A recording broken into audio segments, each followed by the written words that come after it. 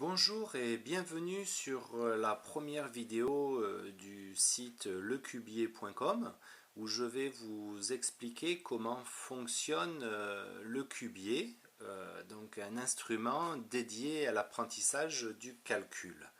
Alors le but c'est d'avoir créé un objet qui permet de passer de l'abstrait au concret. Donc je vais vous expliquer comment. Alors voici mon premier prototype où vous voyez il y a 9 dés qui sont rangés 3 par 3 en colonne et qui sont numérotés donc de 0 pour une face vierge, 1, 2 et 3. Voilà l'idée. Donc avant de faire toutes sortes de calculs ou quoi, voilà un petit peu le fonctionnement, c'est-à-dire que vous avez une lecture intuitive, c'est-à-dire que là vous lisez verticalement 3 points d'une unité, donc vous avez 3, c'est-à-dire que vous avez la même chose que si vous aviez ceci. Voilà, donc dans l'idée, le but c'est d'expliquer aux enfants par le geste, de faire le lien œil-main, donc de faire à chaque fois qu'il va faire un geste, il va compter une quantité, vous voyez, à chaque quart de tour, il va ajouter 1. Lorsqu'il veut 2, il va tourner 2 fois, lorsqu'il veut 3, il va tourner 3 fois.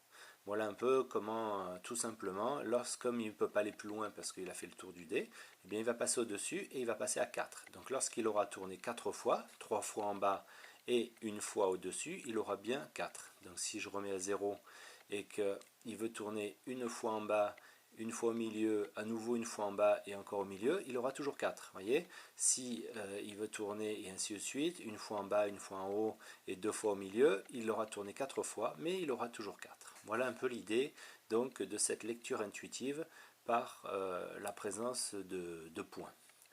Donc voilà, donc dans l'idée, il va faire 1, 2, 3, après il va remplir, il va monter au-dessus, il va passer à 4, 5, 6, et ainsi de suite, 7, 8 et 9. Donc voilà, donc sur une colonne, on peut aller donc de 0 à 9. Et lorsqu'il est arrivé en totalité jusqu'en haut, eh bien on lui explique qu'il va vider, quand il veut rajouter 1, il va vider à côté et il va remplir à côté. Et il va passer à 10. Donc là, nous avons une dizaine et 0 unité.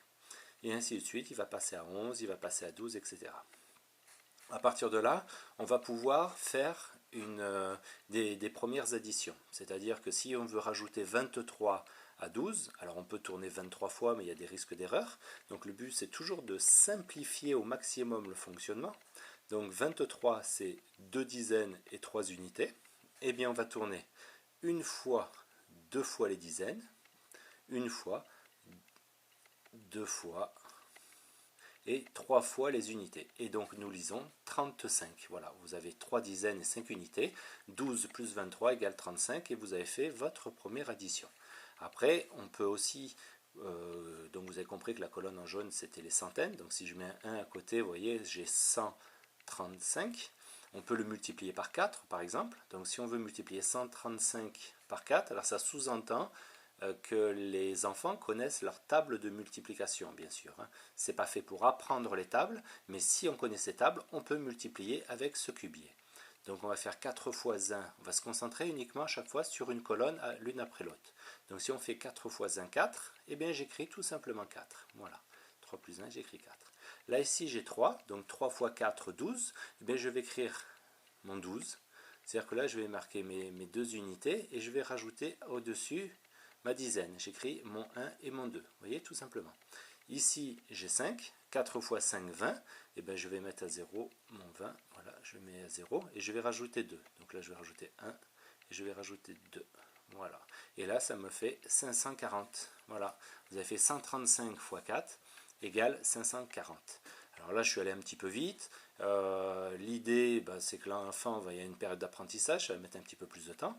J'ai une autre version, un autre prototype que j'ai fait pour que ça soit peut-être plus lisible pour certains, qui est ici. Alors voilà, là c'est la même chose que notre forme du cubier, où vous avez, si je mets tout à 0, pareil, des dés qui vont de 0 à 3, mais avec le symbole des chiffres qui est écrit.